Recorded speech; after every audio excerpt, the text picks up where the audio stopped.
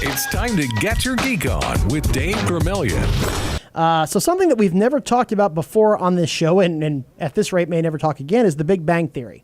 Great show, by the way. I enjoy the heck out of it. I just never really got into it. I like some moments in there, here and there, but a lot of stereotypes and whatnot, and it's okay. It's won a lot of awards. It's gone on for over 12 seasons now at this point. Yeah, so it's in its 12th and final season. Is it 12th season, which just to get to 100 episodes is big. 7 seasons is huge. And 12 seasons is just, it's monstrous. And it will live forever in syndication and TBS. Oh, yeah, no question. TBS will run 6 episodes a day until, 2040 or something like that. And then Cozy TV will take over. Absolutely. Well, and I think Warner Brothers owns Big Bang Theory, so that explains why TBS is running it forever. That makes sense. So a lot of people had questions as to why they would end this show. It's still really popular. It's not like it's been dying at this point. I mean, yeah, it's lost some of its steam, it's lost some of its viewers, but it's still a really popular show. Yes. I think it still tops in its time slot. Most likely. Or Thursday night at 7 time slot is just the place for hits for some reason. So now we found out, allegedly, what's been going on here. There was an interview that Jim Parsons did. Jim Parsons plays let's face it, pretty much the central character of Dr. Sheldon Cooper. He's the uber nerd in this one, and he's also a bit of a jerk to his friends and roommates and whatnot. But he is the character. And allegedly, he's turned down a $50 million deal. That was one season, $50 million. $50 million for the 12th season, or No, for the 13th season, sorry. Roughly $2 million an episode. For that one guy. That's crazy. Probably a little more. I think they were going to do like 20 episodes. So 25 to 26 episodes. All right, so. yeah, so that's a chunk of money. And he turned it down because he said he's pretty much milked this for all he can.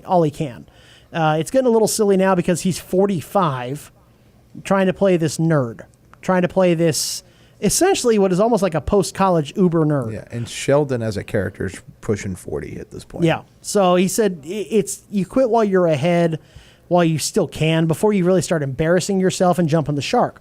That being said, the guy turned down $50 million for a season. Well, hang on. He's also the narrator of Young Sheldon. He is, yes. So I wonder what this is going to do, not just for Big Bang, but for Young Sheldon. Is he just walking away, or does he still have a contract for Young Sheldon? Well, I don't know. He can certainly spend more time in the studio now. He can do that. I mean, voice work's a lot easier. It is. Just it is. 2-3 you just lines read the here scripts and and there. you're good. Plus, he doesn't have to be on set now, so he has more time to be in the studio.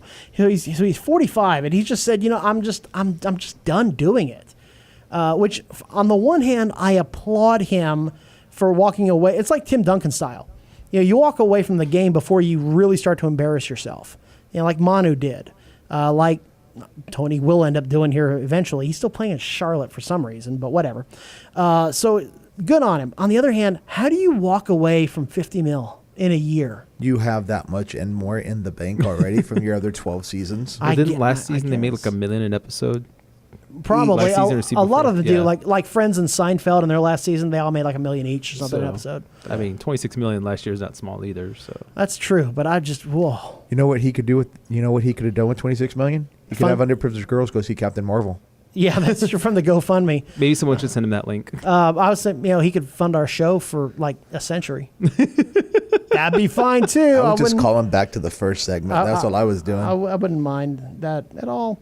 Oh goodness! All right, and then some other news comes out that's Big Bang Theory related. Kaylee Cuoco, the next Harley Quinn.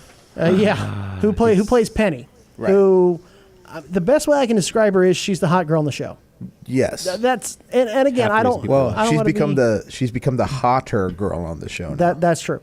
She's the blonde on the show, and she says she wants the show to go on, which it won't, but she wants it to.